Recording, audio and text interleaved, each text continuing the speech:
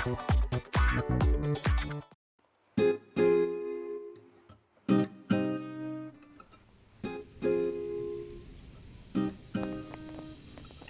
na, boss? Ano yun? Napaaga kami ngayon, guys. We're here in Shakaina. Ang ganda ng place na lang. Ganda ng halaman. Ako na yan.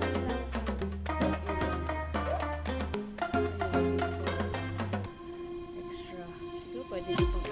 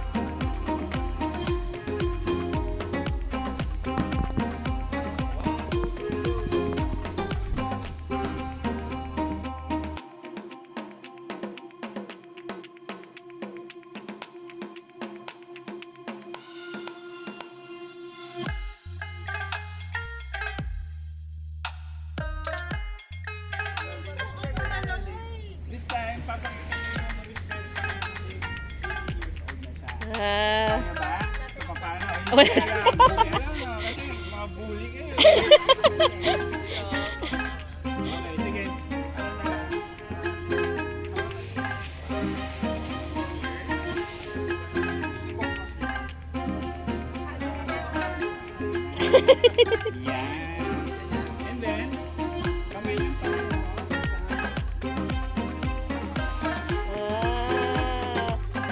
Straight body, baby.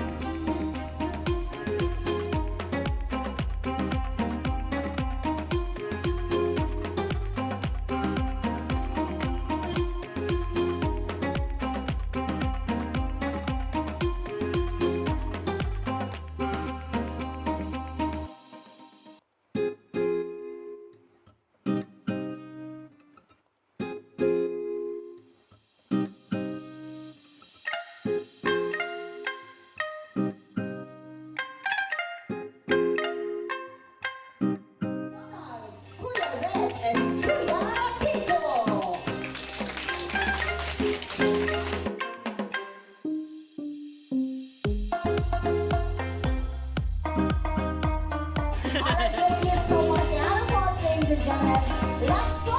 Mommy, Julie, and Daddy there.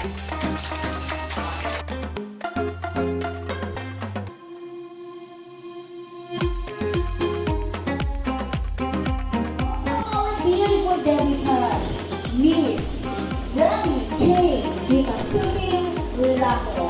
A round of applause, please.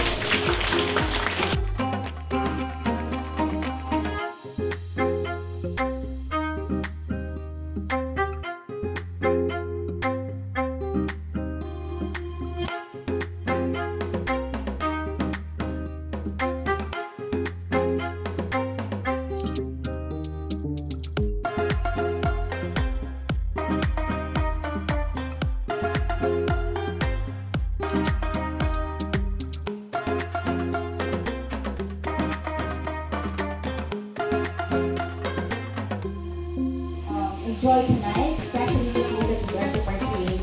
We ask you, Father, to bless and sanctify this, O Lord. And this is our humble prayer in Jesus' mighty name. Alright, guys, again we have our coordinators moving us up.